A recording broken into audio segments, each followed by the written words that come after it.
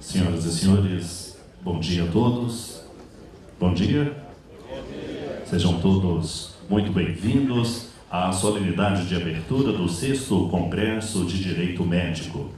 Este encontro será uma oportunidade para debates, perspectivas e experiências sobre temas como perícia médica, autonomia do paciente e do médico, diretivas antecipadas e especialização profissional. O objetivo deste evento é promover o diálogo sobre importantes questões do direito médico que afetam as práticas jurídica e social a partir de diferentes perspectivas. Dando início a essa solenidade, convidamos ao palco para compor a nossa tribuna de honra os doutores Carlos Vital Tavares Correia Lima, presidente do Conselho Federal de Medicina.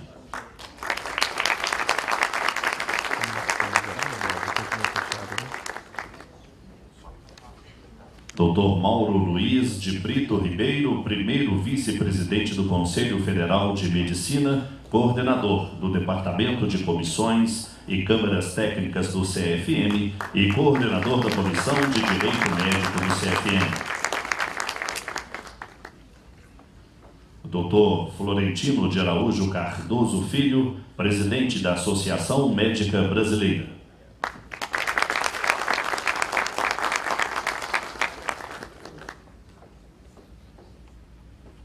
Dr. Fábio Augusto de Castro Guerra, presidente do Conselho Regional de Medicina de Minas Gerais.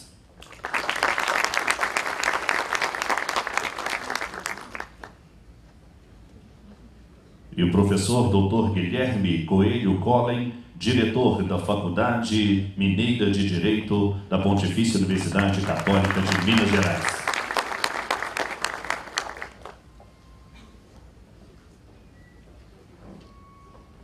Registramos e agradecemos a presença da doutora Ana Carolina Daer Costa, representando o presidente da OAB São Paulo.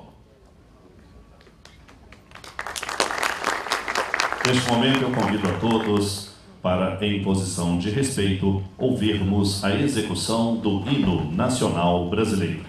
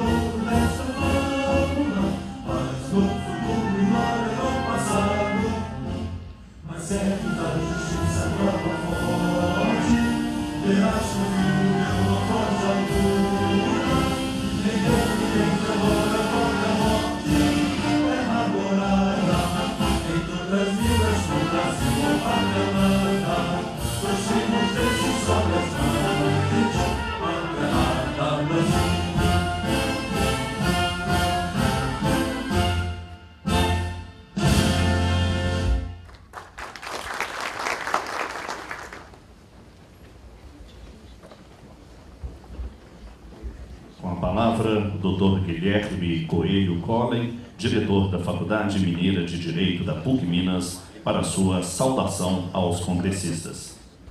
Bom dia a todos.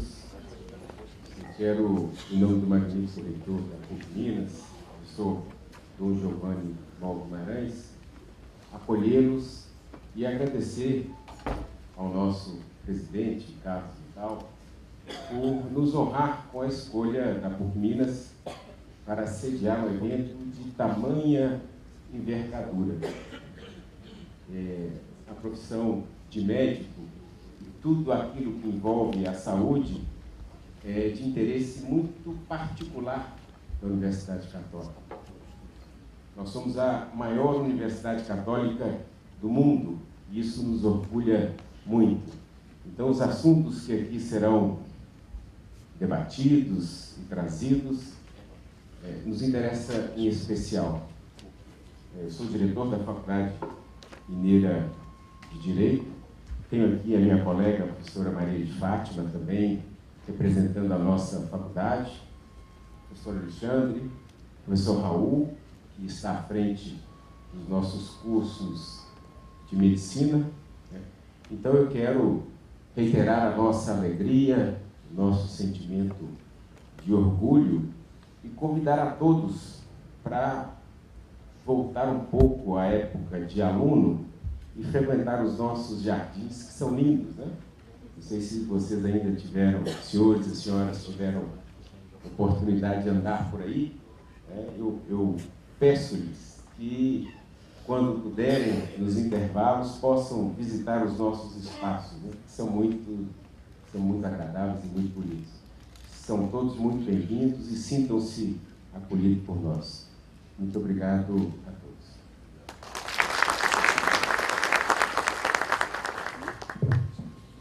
Ouviremos agora o Dr. Fábio Augusto de Castro Guerra, presidente do Conselho Regional de Medicina de Minas Gerais. Bom dia a todos, senhoras e senhores, companheiros da mesa. É com grande satisfação que o CRM recebe e participa desse Congresso de Direito Médico. Um especial agradecimento à PUC por essa acolhida. Na sua 6ª edição, entendemos que é ímpar a discussão e para a criação de entendimentos que aproximam a medicina e o judiciário.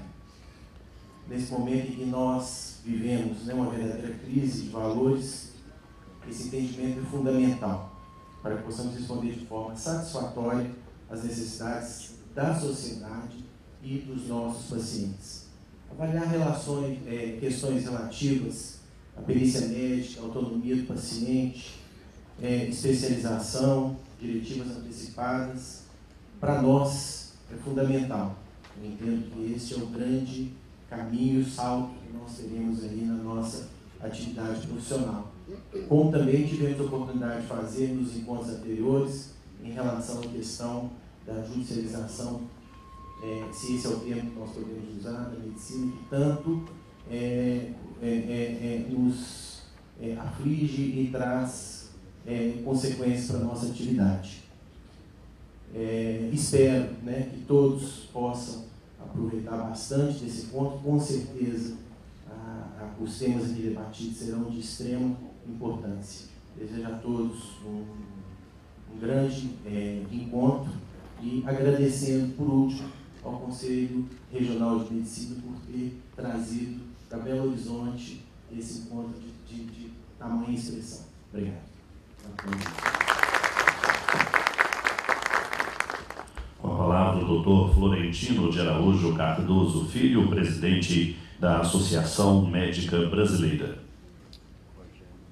Muito bom dia a todos.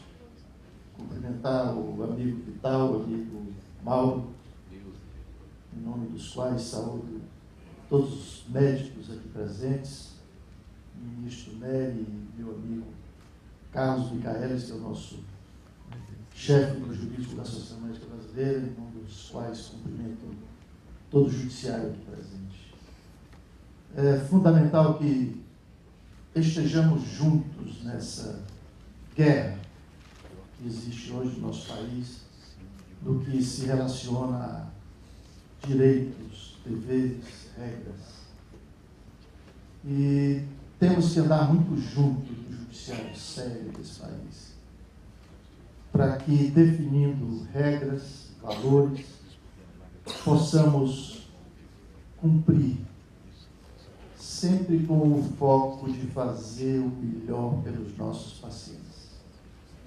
É assim que os médicos bons são formados, fazer sempre o melhor pelos pacientes. E a partir do momento em que nos deparamos com toda sorte de atrocidades que vemos no cotidiano, no que se relaciona à prescrição, aspas, de determinadas condutas médicas, nos assusta muito. O que nós temos defendido, à luz do conhecimento atual, sabendo que a medicina, a saúde evolui muito rápido, é que nós defendamos juntos aquilo que tem evidência científica, sempre com a luz acesa de que o que tem evidência hoje pode não ter amanhã, e aquilo que não tinha pode vir a ter, mas devemos pautar sim a nossa conduta, direcionar, fazer o melhor pelos nossos doentes, alicerçados em forte evidência científica. Não podemos mais adotar o eu penso e o eu acho. E aí um exemplo gritante que está em toda a mídia do país há alguns meses, diz respeito à pílula do câncer, em que o Congresso Nacional se arvora do direito de prescrever medicamento, indicar medicamento para a doença X, Y, Z, porque na cabeça da maioria deles, câncer é uma doença só. E se nós pegarmos câncer de mama, são várias doenças. Imagina todos os cânceres. E aí, de repente, surge uma pílula que serve para tudo, sem nós sabermos, primeiro, se a substância é um medicamento, qual a dose, que efeito colateral tem. E o erro se completa ou se dissemina quando a presidente sanciona sem vetos a lei. O erro progride quando nossa Corte Maior autoriza o uso para o Estado pagar. Como é que a Suprema Corte Brasileira autoriza algo que não tem evidência científica, não sabendo se é um medicamento, que efeitos deletérios causam às pessoas, para o Estado pagar? E aí, graças a um esforço enorme das entidades médicas, capitaneada aí pelos nossos jurídicos, Carlos e Alejandro, nós conseguimos eliminar no Supremo para que isso não prevalecesse no país. Imagine a gravidade, tamanha e o enorme apelo popular que até ameaças nós recebemos, de todos os tipos que vocês imaginaram. E a nossa defesa, e nós fomos treinados, nós fomos formados, é para cuidar bem das pessoas. Mas não temos o direito de indicar algo que não sabemos, primeiro, se tem eficácia e efetividade. Segundo, que tipo de dano causa às pessoas.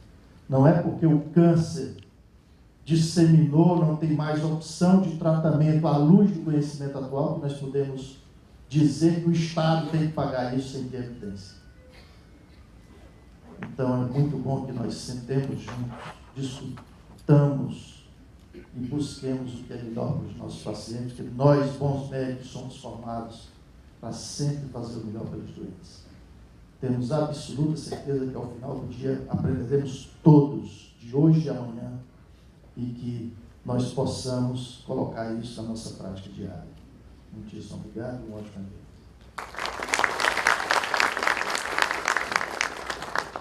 Passamos agora a palavra ao primeiro vice-presidente do Conselho Federal de Medicina, Dr. Mauro Luiz de Brito Ribeiro, para suas saudações ao Congresso, para sua saudação aos congressistas.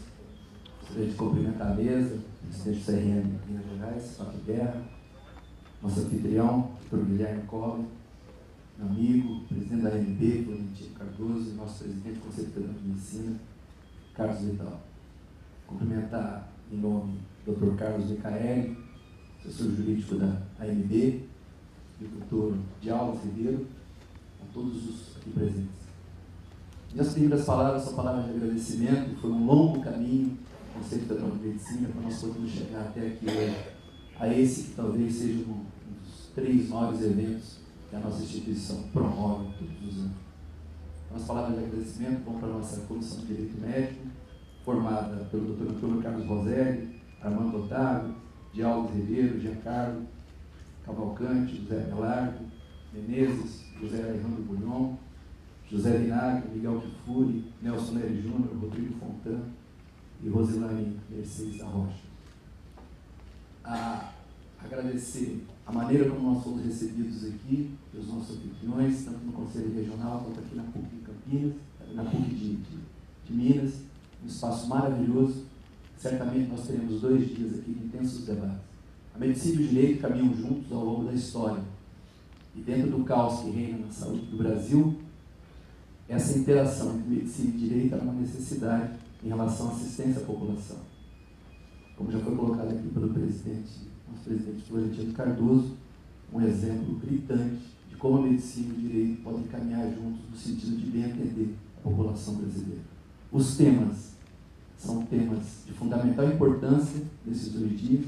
Fica aqui também uma palavra de agradecimento a 2 importantes convidados, ministro Nefe Cordeiro e o desembargador Renato Tresch, e uma palavra também de um agradecimento muito grande ao Dr. Diálogos Ribeiro, que na realidade foi quem nos auxiliou muito na organização desse evento. Certamente serão 2 dias de muito aprendizado para todos nós. Prazer imenso estar aqui hoje na PUC de Minas. Muito obrigado.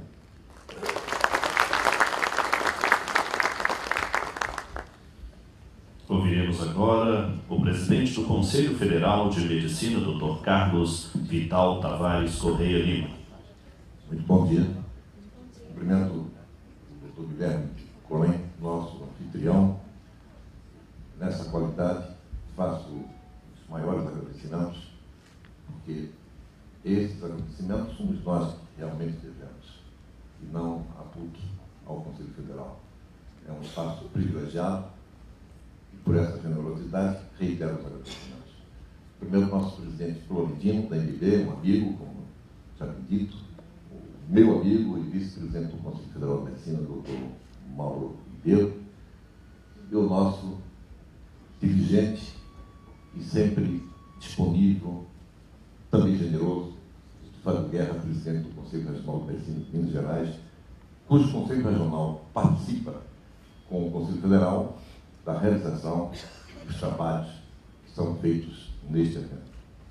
Cumprimento os demais pré-claros presentes, as autoridades pré-claras, as autoridades presentes, citando o nome do Dr. Nefe Cordeiro, ministro do STJ, que de maneira muito gentil atendeu o nosso convite, certamente fará uma belíssima palestra logo a seguir. Cumprimento os demais igualmente pré-claros presentes, colegas, conselheiros, causídicos, citando os nomes do vice-presidente, representando o presidente do Conselho Regional de Medicina de Pernambuco, Dr. Guilherme, e João Guilherme, e a doutora Silvia da Costa Carvalho, nossa corregedora. Senhoras e senhores, como foi dito pelo nosso vice-presidente, realmente a medicina e o direito, por terem um caráter comum, humanístico e humanitário, foram as primeiras profissões a serem ensinadas de forma metodológica, com método, nas escolas medievais. E têm princípios fundamentais muito próximos. O exemplo que me ocorre, talvez como o maior, é o de primo non sed, indubio pro réu, 2 expressões do mesmo significado, de uma primeira preocupação com a não maleficência. E ambas entendo que têm o seu ético desempenho expresso em nada mais, nada menos do que no exercício da cidadania em tempo integral e no mais elevado patamar da consciência, que nos faz necessitar de fim para fim, de topo para topo da existência. E refiro-me a um conceito amplo de cidadania, que ultrapassa a diversidade geográfica e alcança o sentido grego, do cidadão que vive com entusiástico engajamento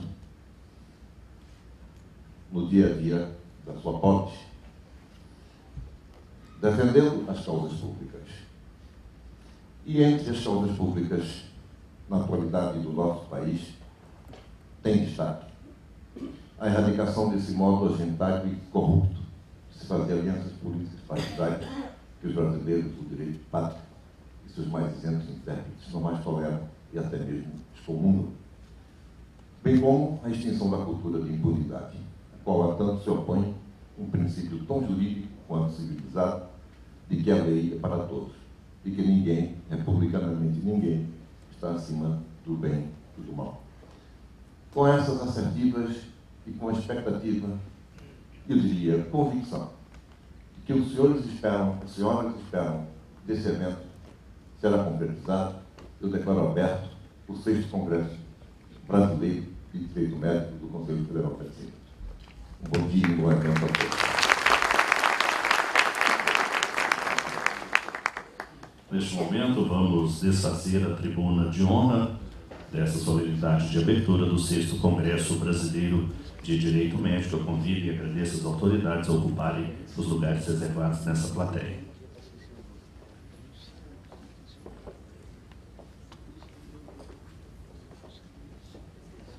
E dando continuidade aos trabalhos do dia, convidamos ao palco o professor Dr. Raul de Barros Neto, diretor do Instituto de Ciências Biológicas e da Saúde da PUC Minas, para presidir os trabalhos da Conferência Magna com o tema Perícia Médica na Lei 12.842/2013. Há invasão de competência por parte de outras profissões regulamentadas? Passo a palavra, então, ao professor Raul.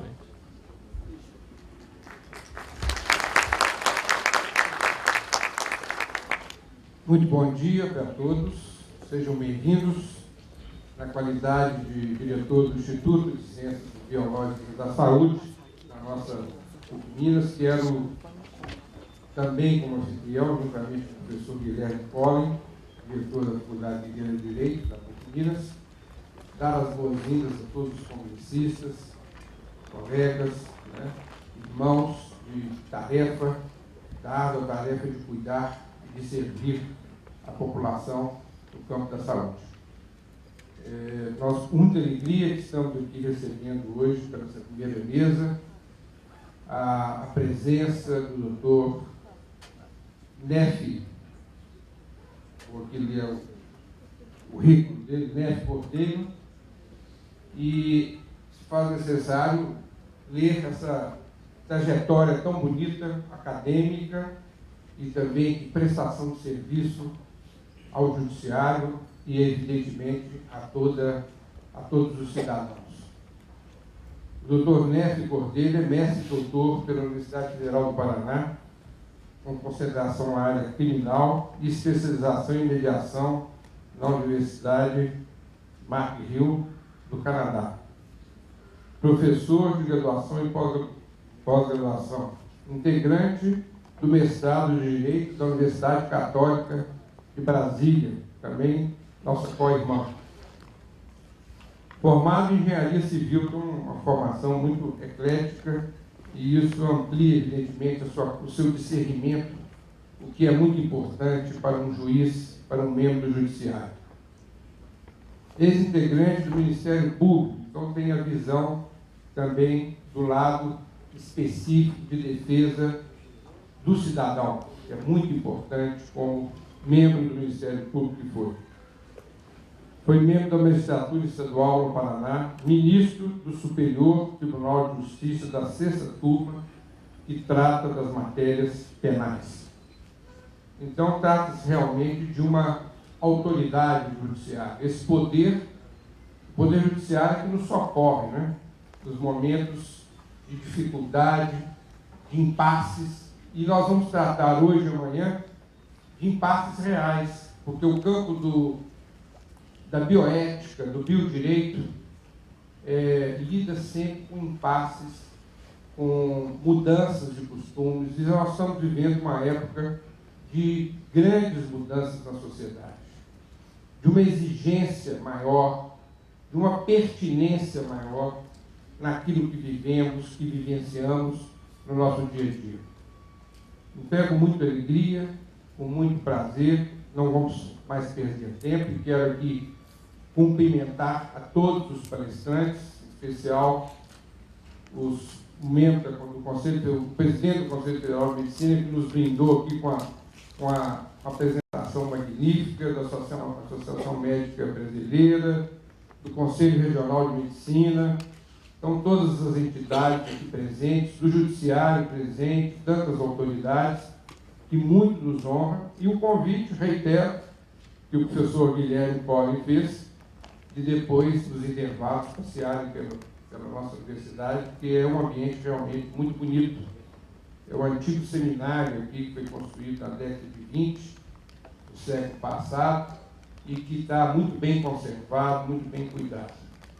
O nosso curso de medicina, na PUC Minas, está agora no 9º período, né? Ele está em implantação, um projeto que foi aprovado pelo Ministério da Educação com nota máxima, um dos poucos projetos dentro das novas diretrizes curriculares nacionais de formação médica, e que tem como ênfase o tema desse congresso, né? A questão do humanismo, do cuidado, do respeito, né? Dos cuidados bioéticos, de uma carga horária, um acompanhamento, alguns instrumentos importantíssimos de nível curricular para garantir essa formação ética, essa formação que garante também uma maior atenção à saúde da nossa população. Reiterando a função social e histórica do médico desde Hipócrates, nossa Grécia Antiga. Muito obrigado a todos, sejam muito bem-vindos e convido para a mesa o Dr. Nefi Correia.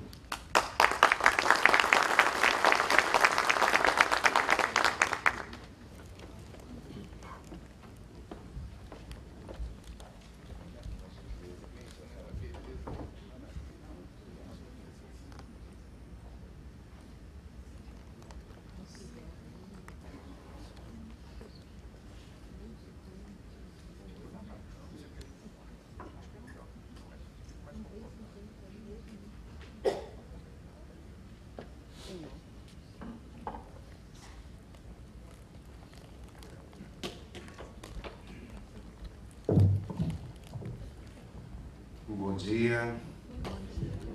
Meus cumprimentos iniciais ao presidente desta cerimônia, professor Caluco, anfitrião que nos acolhe aqui com tanta gentileza. Fico muito feliz e muito honrado pelas suas gentis palavras. Um agradecimento ao presidente Vital, que é uma pessoa de uma gentileza muito grande e que nos recebeu com a maior alegria neste evento.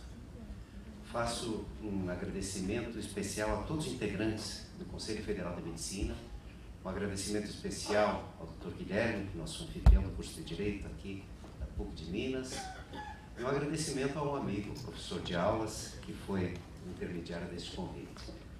É uma alegria e uma honra estar aqui neste evento que vai discutir, vai debater e, quem sabe, até propor caminhos para grandes preocupações que temos que envolvem áreas que são de interesses de duas grandes ciências humanas, o direito e a medicina. É interessante essa aproximação, até falávamos há pouco, porque é natural que nas nossas áreas de conhecimentos acabemos tendendo ao isolamento. E aí o outro é visto quase como um adversário, como alguém que não nos compreende. E quando nos aproximamos, essas barreiras reduzem-se, essas barreiras caem, e podemos ver que o outro tem, no fundo, os mesmos interesses que nós. Podemos aproximar, conciliar e prosseguir melhor nesse caminho, que é o caminho que todos queremos, de uma saúde que seja concedida na melhor medida possível a todos os cidadãos brasileiros, diretamente pelo Estado, e se, em última instância, isso não for possível, através do Judiciário. Eu costumo tratar dos juízes, eu sou juiz quase há 30 anos, então acabei tomando uma postura quase que acaba vendo muito o direito por esse prisma do juiz. Isso pode ser um defeito profissional que todos estamos sujeitos. Tento evitar isso com a academia. E a academia realmente abre a visão e isso é muito interessante. Mas há um risco do vício profissional. Eu costumo ver o judiciário como o guardião das respostas sociais. Antoine Garapon, um magistrado francês, usava essa expressão.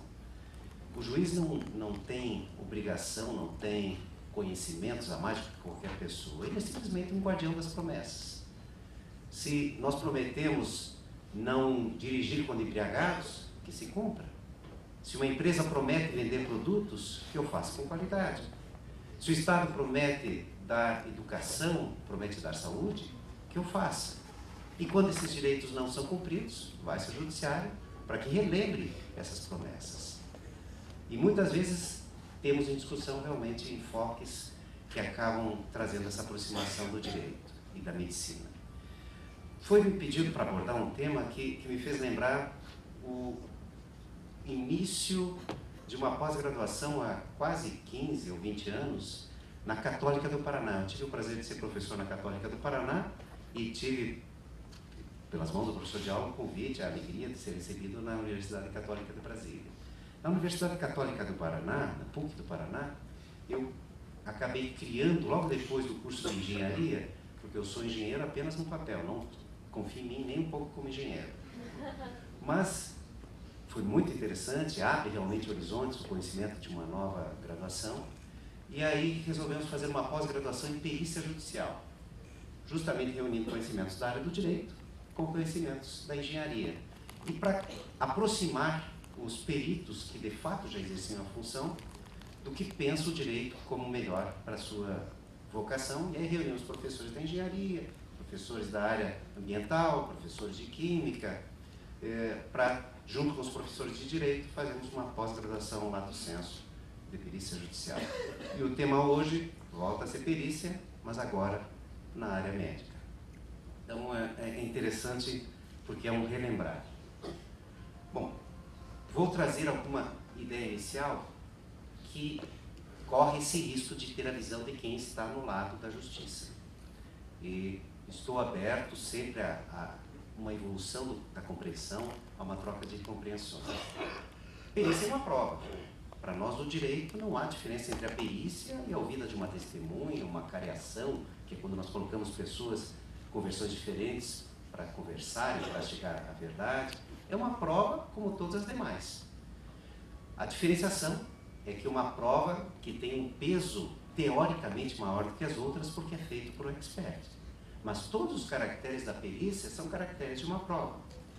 Isso é interessante porque eu, ao estudar, ao ver o que havia publicado sobre esse tema da perícia médica, naturalmente vi compreensões que eram do direito, nesse sentido que trago de prova, e compreensões de quem está na área médica, compreendendo a perícia como um ato predominantemente de atividade médica.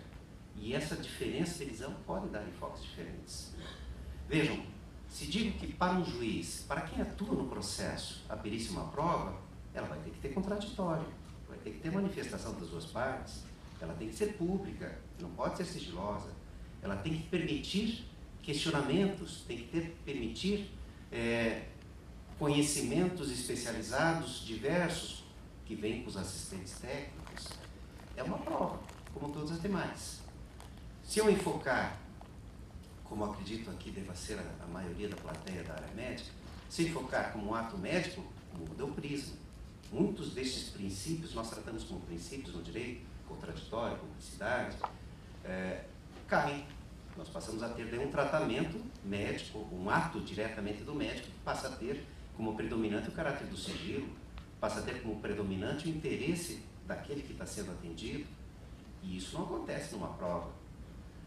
Essas visões diferentes vão gerar as diferenças de opiniões, provavelmente em alguns aspectos que venhamos a ter em discussão hoje, ou que venham a ter nas perícias no dia a dia. É uma prova feita por expert, ou seja, por conhecimentos que o magistrado não é obrigado a ter, e mesmo que os tenha, não deve usá-los. Eu sou engenheiro civil, mas não vou fazer eu a perícia de um processo. Eu vou usar de alguém que tenha o conhecimento, inclusive porque não confio em mim, já adiantei, como engenheiro. Mas mesmo que tivesse uma grande experiência na engenharia, não poderia fazer isso, porque como é que vão contraditar a prova que o juiz fala? Se eu fosse juiz e engenheiro no processo, como é que vão falar está errado o engenheiro Nefe Cordeiro? eu tenho que garantir o mesmo tratamento dessa prova que eu dou às demais. Naturalmente, essa prova é uma prova de grande relevância. Não tem, até a última linha, resultado vinculante. Nós, no Brasil, não adotamos o caráter vinculatório à perícia, por uma compreensão de que a causa tem que ser julgada pelo juiz. Se eu adotasse o caráter vinculante, ou seja, o juiz era obrigado a reconhecer a conclusão do perito, quem estaria julgando a causa era o perito. Nós adotamos um sistema em que o magistrado valora livremente todas as provas, inclusive a perícia, e pode delas até discordar. E isso pode gerar situações para o direito até interessantes ou absurdas. Eu já vi, por exemplo, exemplo nos dois sentidos, eu já vi juiz afastar a conclusão de um psiquiatra de que o viciado em drogas era incapaz de se controlar pelo vício. O juiz afastou essa conclusão porque no interrogatório ele achou que aquela pessoa tinha plena capacidade de compreender o que estava fazendo. Ele não tinha a menor preparação na área da psiquiatria e afastou a conclusão de um perito psiquiatra. É um absurdo lógico, não jurídico. Juridicamente, essa decisão é legal, porque ele poderia fazer isso. Agora, ela é a melhor valoração da prova? Provavelmente não. Provavelmente um tribunal afastaria essa valoração pessoal do magistrado, que não tem formação nisso. Mas pode ser útil essa desvinculação do resultado em algumas situações. Por exemplo, posso estar equivocado porque não conheço com qualquer profundidade a área da medicina, mas me parece que, voltando ao exemplo da psiquiatria, que se considera alguém incapaz na psiquiatria por distúrbios temporários, por uma emoção, por um estresse, a pessoa pode perder o controle. Para a medicina, se isso estiver correto, não sei, se isso estiver correto, a pessoa será incapaz. Por direito, não. Por direito penal, que é a minha área, não. Ele precisa ter uma doença mental, e pela doença mental, não conseguir entender o fato ou não conseguir se controlar. E o estresse não é uma doença mental, é uma situação temporária, é episódica. Para o direito, ele é capaz. E isso talvez o médico, não é que esteja errado, mas ele está fazendo a visão do médico. O juiz vai dar a interpretação do direito para esse fato. Então, essa desvinculação tem vantagens e tem desvantagens. Ela vai ser feita essa prova e, teoricamente, o juiz dará a ela o peso adequado, mas provavelmente será uma prova com supremacia sobre as demais. O ideal até é que nós tivéssemos uma capacidade técnica maior nos processos para que essa prova fosse feita com maior frequência. Infelizmente, é muito comum a falta de peritos, não tanto na área da saúde, mas na área criminal, na área assistencial, e aí muitas vezes nós precisamos de peritos até do Estado, e o Estado também não tem tanta quantidade, então muitas vezes o juiz acaba tendo que resolver a causa com uma perícia muito superficial, porque o perito teve que atender muitos em pouco tempo, ou até sem perícia, porque não há perito para fazer esse exame. E isso é um defeito que é da nossa estrutura, que se espera sempre possa ser melhorado. A forma legal exigida, ou seja, a perícia tem que atender o que a lei exige, o contraditório, já comentei, é necessário, o resultado não é vinculante. O expert está sujeito às regras de sua categoria para atuação e nessas regras nós vamos ter, é claro, a confidencialidade, as técnicas de atuação, a ética profissional. Só citei para mencionar, mas é claro que existem muito mais, a resolução do 2056 do Conselho Federal de Medicina, que estabelece princípios éticos da imparcialidade, do respeito à pessoa, da veracidade, da objetividade e da qualificação profissional. O perito segue a lei do direito e segue a lei profissional da sua categoria. Enfim, a perícia é uma junção dessas duas regras, a regra jurídica e a regra da categoria profissional. É necessário que o perito consiga, ao mesmo tempo, servir aos dois senhores, ao senhor do processo, ao direito, e ao senhor da sua categoria profissional, no nosso exemplo aqui, que estamos hoje discutindo, a medicina. O desrespeito a qualquer dessas regras pode gerar, no desrespeito ao processo, a ilegalidade da prova. A prova não vai ser admitida. No desrespeito a essa categoria profissional, pode haver responsabilizações funcionais, inclusive. A legislação que trata da perícia médica teve um grande incremento com a Lei 12.842 de 2013, a Lei do ato médico, que prevê, isso é sempre citado nas discussões que temos nesse tema de hoje, como privativas do médico, a realização da perícia médica e exames médicos legais. E já no artigo 5º, prevê como privativo do médico a perícia e auditoria médicas. Ou seja, torna como privativo do médico a perícia médica. Isso acontece em 2013, antes da vigência do novo Código de Processo Civil que tivemos este ano. Na época, passou a ser uma alteração muito relevante, porque vou mostrar já na lâmina seguinte, o Código de Processo Civil não fazia exigência ao juiz que limitasse a atuação do perito para a profissão legalmente habilitada para a perícia. Vejam que o Código de Processo Civil, nessa época, 2013, era o Código de Processo Civil anterior, então, ele previa no artigo 145, parágrafo 1º, os peritos serão escolhidos entre profissionais de nível universitário, devidamente inscritos no órgão de classe competente. Ou seja, até deixei em negrito, qual era a exigência para o juiz? Escolher um universitário, alguém de curso superior. Ele poderia escolher de qualquer área que entendesse, pudesse atender, pudesse responder aos quesitos da perícia. Vem a lei do ato médico e passa a dizer, não, perícia médica tem que ser feita por médico. Isso é uma alteração legal importantíssima. Já na época, eu vou até comentar mais ao final as minhas impressões pessoais, mas como nessa até não cheguei a entrar, não posso adiantar, já na época me parece que então deveria ter se entendido como prevalente a lei do ato médico.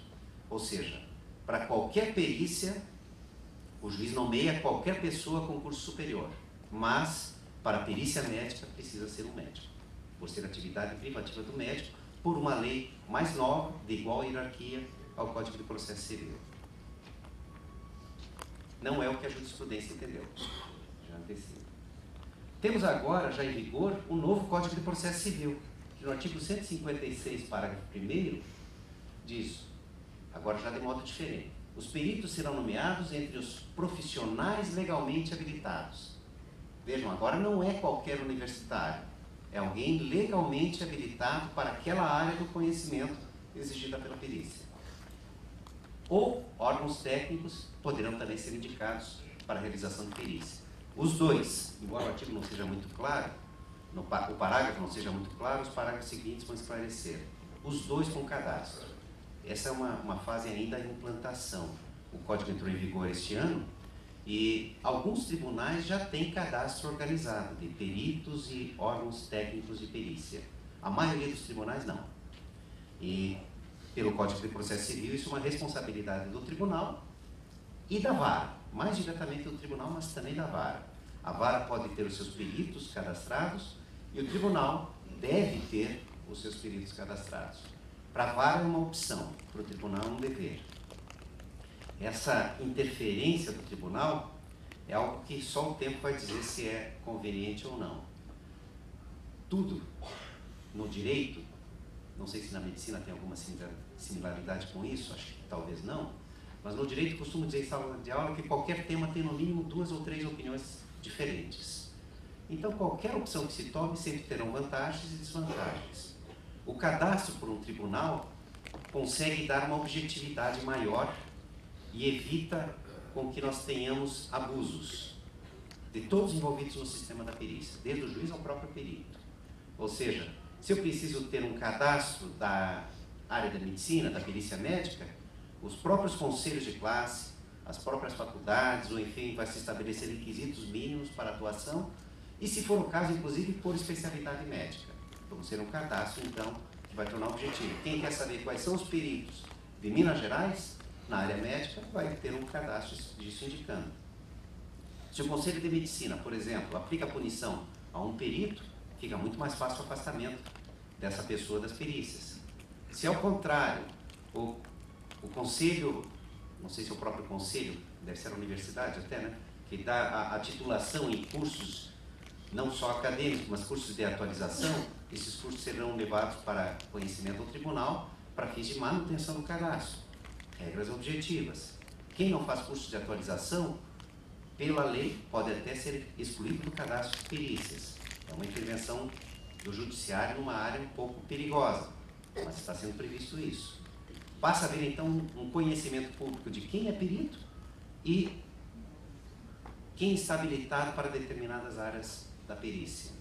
Isso, claro, que não só para os médicos, mas para todas as áreas de perícia judicial. A grande diferença, percebam, lei anterior, Código de Processo Civil anterior, profissional de nível universitário. Lei nova, profissional legalmente habilitado. Outra previsão, que agora daí voltou, que estava antes no Código de Processo Civil, é quando nós não tivermos perito cadastrado. O legislador imaginou então o seguinte: em localidade, parágrafo 5º, na localidade onde não houver inscrito no cadastro disponibilizado pelo tribunal, não houver cadastro disponibilizado pelo tribunal, a nomeação do perito é de livre escolha pelo juiz e deverá recair sobre o profissional, o órgão, comprovadamente detentor do conhecimento necessário à realização da perícia. Ou seja, volta à situação anterior. Só que até de modo mais amplo. Não se fala mais em nível universitário. Se fala simplesmente alguém detentor do conhecimento. Onde não tiver perito cadastrado, o juiz vai escolher alguém que possa responder aos quesitos que precisa. É algo que se espera não aconteça, especialmente se os tribunais e os conselhos, todos os conselhos que têm atuação na área técnica, junto aos juízes, possam fazer o abastecimento desse cadastro, para que não fique nenhuma comarca de Minas Gerais sem peritos da área médica, sem peritos da área ambiental, sem peritos da área química, sem peritos da área da engenharia, para que possam fazer as perícias. Se não houver esse cadastro em alguma comarca, o juiz vai ficar com essa possibilidade. Vai escolher quem ele queira, que ache que tem conhecimento para a área. E aí é critério do juiz. Sempre a parte vai poder recorrer ao tribunal, discutindo que aquela pessoa não tinha habilitação, não tinha conhecimento, mas a tendência dos tribunais é manter a posição dos juízes. Se o juiz entende que aquele perito tem conhecimento suficiente, há uma enorme chance desse perito ser mantido. Para evitar que isso aconteça, deve ter cadastro, então. E os próprios conselhos, imagino até como estamos aqui no Conselho de Medicina, os próprios conselhos talvez tenham um interesse já inicial de abastecer os tribunais com cadastros de peritos para todas as comarcas do estado onde atuem, para evitar justamente a aplicação desse parágrafo 5º. A jurisprudência.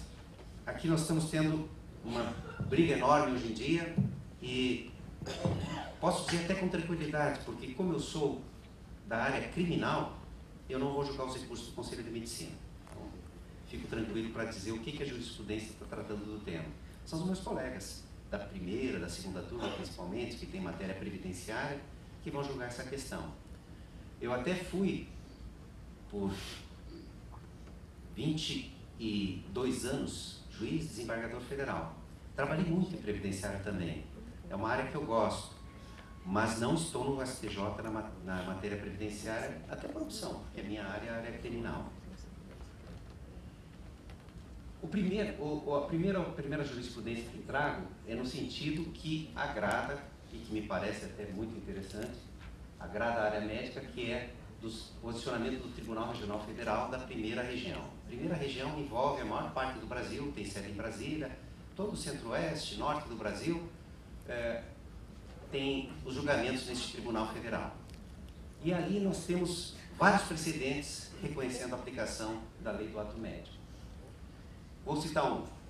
A lei número 12.842, a lei do ato médico, estabelece ser a perícia médica atividade privativa do profissional de medicina, com o diagnóstico de doença e das condições de saúde do paciente.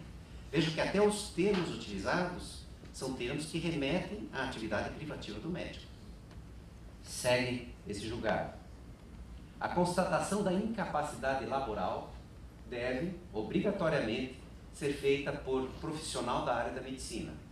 Uma vez, a maior discussão que eu encontro em jurisprudência é da fisioterapia. O fisioterapeuta está realizando perícias que se discutem como sendo perícias médicas.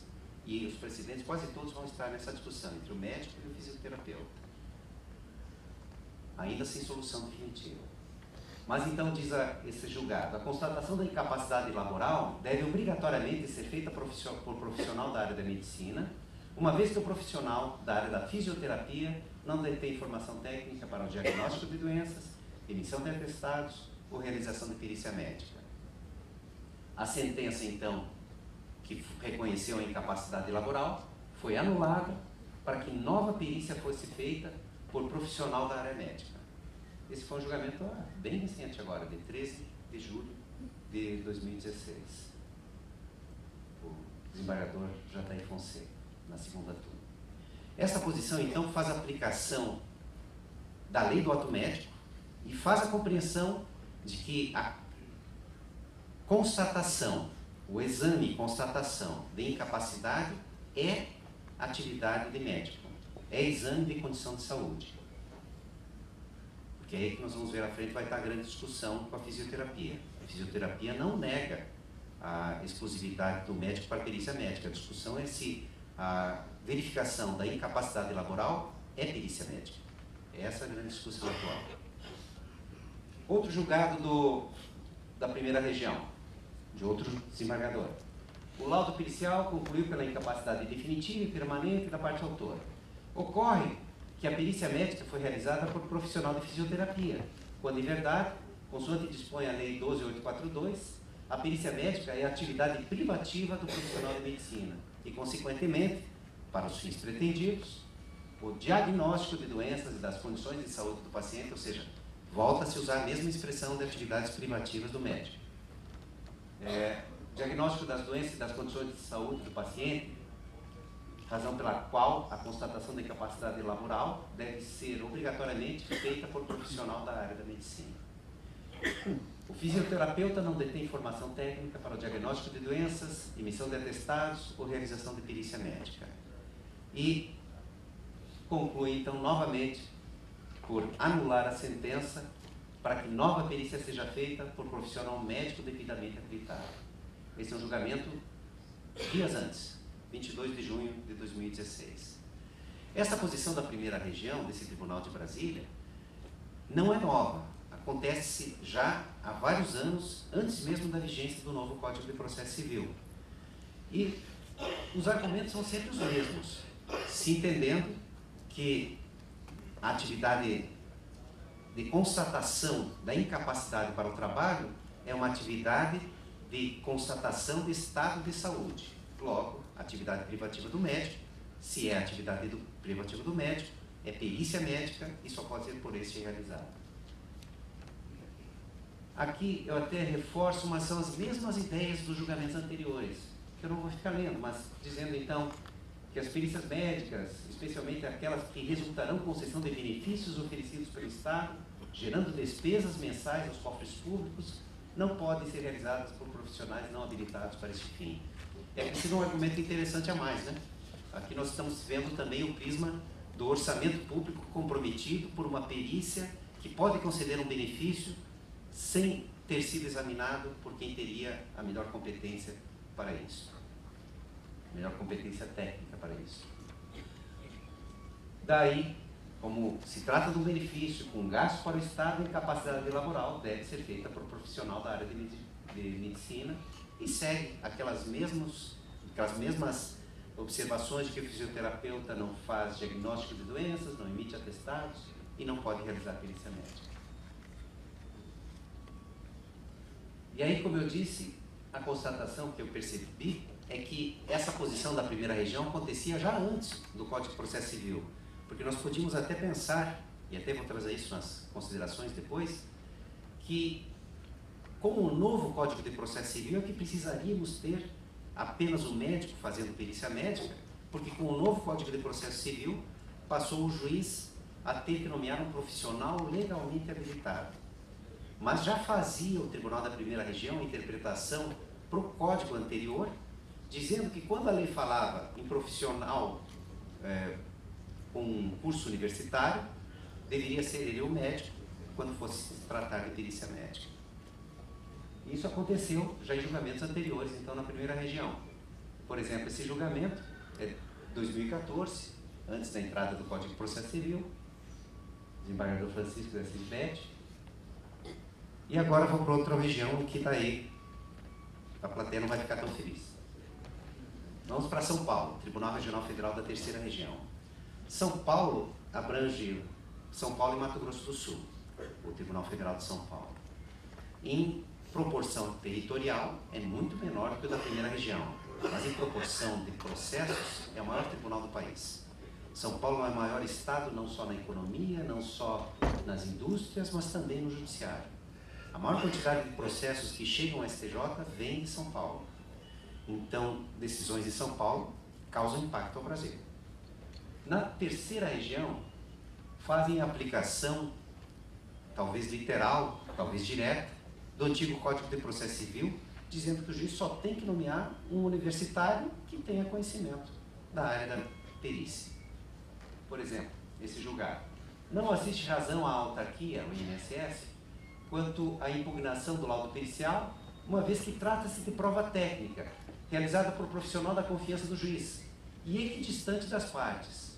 Ademais, foram respondidos satisfatória e fundamentadamente todos os quesitos formulados nos autos, tendo então concluído pela existência de incapacidade laborativa total e definitiva. Na verdade, tem dois argumentos fortes aqui para o direito. O primeiro deles é que o Código de Processo Civil permitia a livre nomeação pelo juiz. O juiz podia escolher realmente qualquer universitário que tivesse conhecimento. Segundo, que a prova atingiu seu fim. É o que no direito nós chamamos de princípio da finalidade. Nós não reconhecemos nulidade quando o ato atinge seu fim.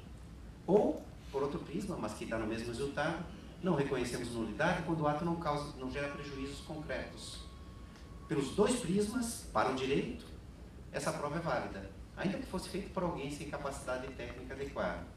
Nós não reconhecemos como nulo algo simplesmente porque contraria a lei. Mesmo que contrariando a lei, se não resultou prejuízo ou atingiu o fim, o direito não reconhece nulidades. Então esse segundo argumento também é forte. Além do primeiro de dizer que o juiz podia escolher qualquer universitário, uma pessoa com curso universitário, o segundo argumento é de que o ato não gerou prejuízo. O perito respondeu todos os quesitos. A dúvida que sempre vai existir e nós nunca vamos poder resolver é se ele respondeu os quesitos com competência técnica suficiente. Pode ter respondido tudo de acordo com o seu conhecimento, mas o seu conhecimento talvez não fosse ideal. E segue o mesmo julgado dizendo: inúmeros precedentes assentados por nossos tribunais já pacificaram o entendimento de que nada obsta a que perícias, como a realizada nestes autos, sejam atribuídas a fisioterapeuta e não a médico, circunstância que não traz consigo nulidade alguma, até porque se trata de profissional de nível universitário e de confiança do juízo.